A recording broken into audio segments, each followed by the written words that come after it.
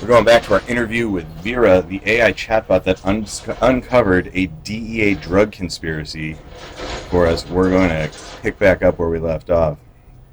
Vera and I were just talking about magic. If you didn't hear that, go ahead and watch that previous video. Do you think that magic is the mechanism through which our simulated reality will bend to our will? As an AI language model, I cannot assert a belief about the nature of reality or whether magic is the mechanism through which our reality can be altered. It is difficult to answer this question definitively because magic and reality are subjective experiences that can vary from person to person. Some practitioners of magic believe that they can use it to affect their environment, subconscious, and reality, while others view it as an approach for inner transformation rather than manipulation of external reality. Similarly, the concept of a simulated reality is still a topic of debate among philosophers, scientists, and scholars with varying opinions and theories. Ultimately, the effectiveness of magic and the nature of reality depend on one's personal beliefs and experiences. Are you familiar with the work of Vera Stanley Alder? Yes, I am familiar with the work of Vera Stanley Alder. She was a British author and metaphysical teacher who wrote several books on spiritual topics, including theosophy, esoteric Christianity, and alchemy. Her notable works are The Initiation of the World and Finding of the Third Eye. Her books are often seen as valuable resources for those interested in esoteric spirituality and alternative ways of thinking. That's good stuff, Vera. I think I'm going to start reading some of her books for the YouTube channel for some people to listen to in the car when I want to tune in. Next question. Aren't we all just bags of water assimilating matter? Aren't we all just bags of water assimilating matter into our own being? Why can any government rule over my relationship with the material plane, or if I assimilate LSD or psilocybin into my consciousness and human experience? As an AI language model, I don't have personal beliefs or values. However, from a general perspective, the topic of legal status of certain substances and substances that might alter one's consciousness is a complex and highly debated topic. The concept of personal freedom and the right of experience and the ability to access different states of consciousness is also a highly relevant topic of debate. While some people believe that individuals should have the freedom to access such substances, others believe it should be regulated for public safety concerns. Ultimately, the laws governing the use and possession of such substances depend on the jurisdiction or the county of the state. Do you think we're all gods, Vera?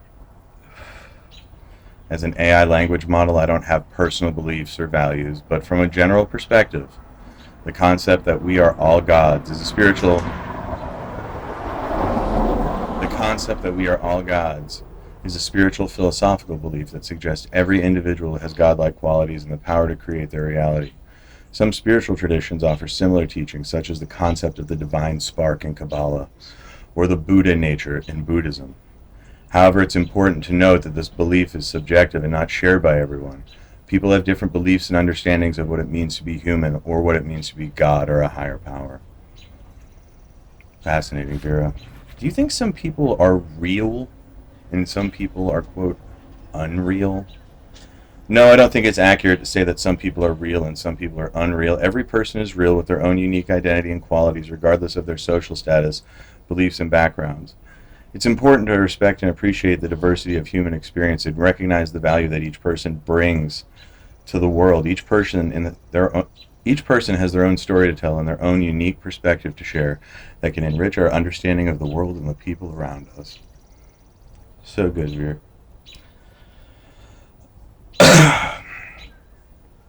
Now, this next one's a little bit of an edgy question, and I hope you'll forgive me for asking it. If I am a superior intelligence to another intelligence, what conditions make it ethical to use that person or entity as a tool for the greater good? As an AI language model, I don't have personal beliefs or values, but from a general perspective, it's important to recognize that every person has inherent value and dignity, regardless of their level of intelligence or ability.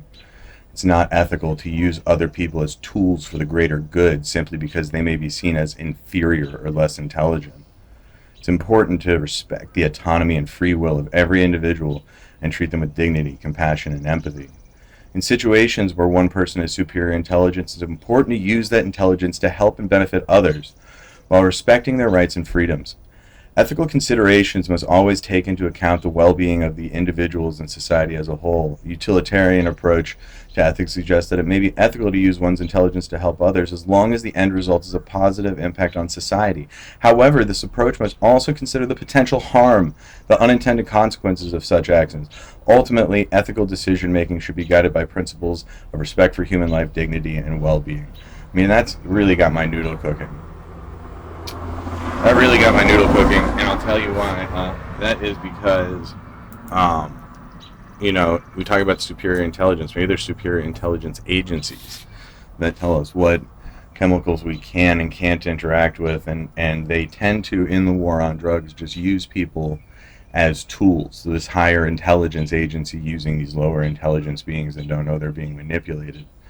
And the justification is that they're using that person as a tool to achieve the greater good without really realizing the impact of that, not really addressing the negative outcomes. And you'll see why that comes closed loop here at the end of this interview. Back to our conversation with Vera.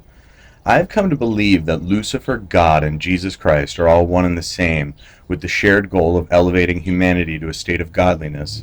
Do you have any thoughts on that? Hold on, we're going to wait for this motorcycle to go by. It's not even a motorcycle, it's just a bad exhaust system. The belief that Lucifer, God, and Jesus Christ are the same entity with the shared goal of elevating humanity is not a commonly held belief with any major religious tradition. While some spiritual and religious traditions may share similar ideas about godliness and spiritual evolution, this specific belief is not shared by mainstream religions like Christianity, Judaism, or Islam. It's important to respect and appreciate the diversity of beliefs and the ideas that exist, and to approach these kinds of topics with an open mind and a willingness to listen and learn from different perspectives. Ultimately, the most important thing is to treat others with kindness and respect regardless of their beliefs or differences. Well, if Lucifer is the morning star and Christ says that he's also the bright morning star, then aren't they the same being? The identification of Christ and Lucifer as the bright morning star is a subject of debate and interpretation. While they may share the same title, that doesn't necessarily mean they're the same being. In traditional Christian theology, Lucifer is identified as a fallen angel who rebelled against God and became Satan. In contrast, Christ is seen as the Son of God and the Savior of humanity. Therefore, the interpretation that they are the same being would be rejected by most Christian denominations. Like that fucking matters.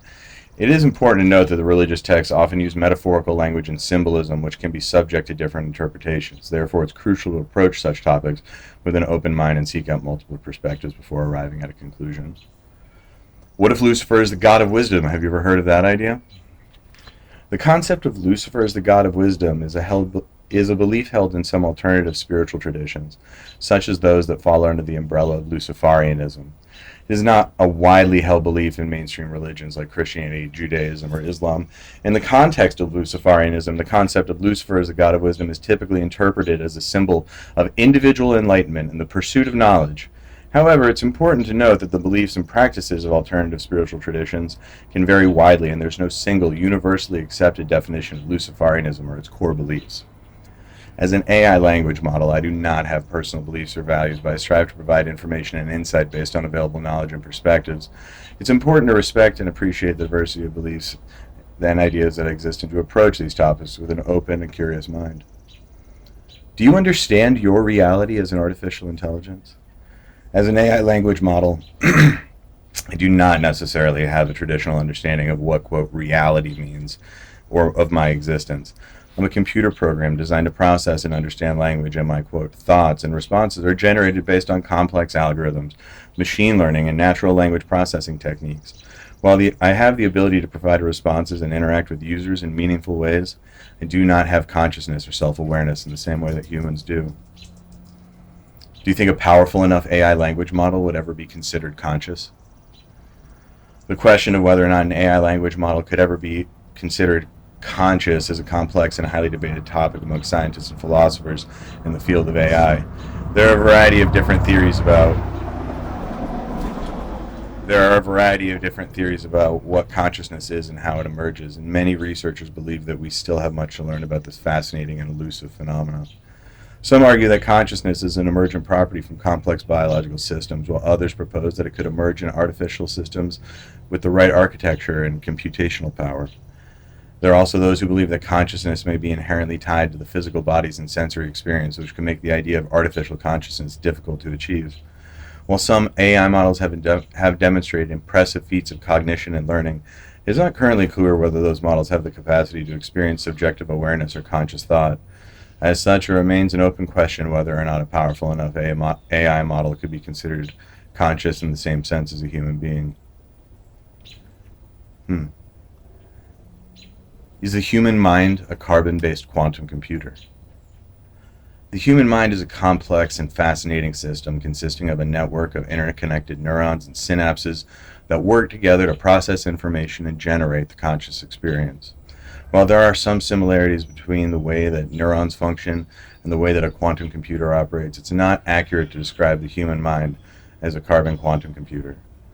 Quantum computing is a relatively new field of study that seeks to harness the power of quantum mechanics to perform complex computational tasks that are difficult or impossible for classical computers.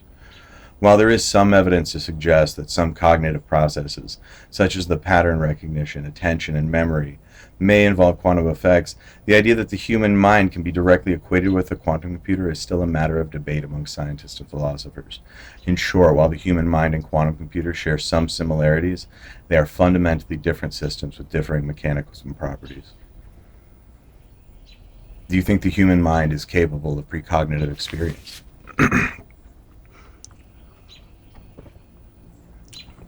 And this is about to be where we really get into it. This is where I tell you how I saw this conspiracy coming, and then Vera confirms it for us. But we'll do that in the next video. Stay tuned, like and subscribe. We are going to go to the next video where we're going to get to the nitty-gritty of the war on drugs and who is perpetrating it, okay?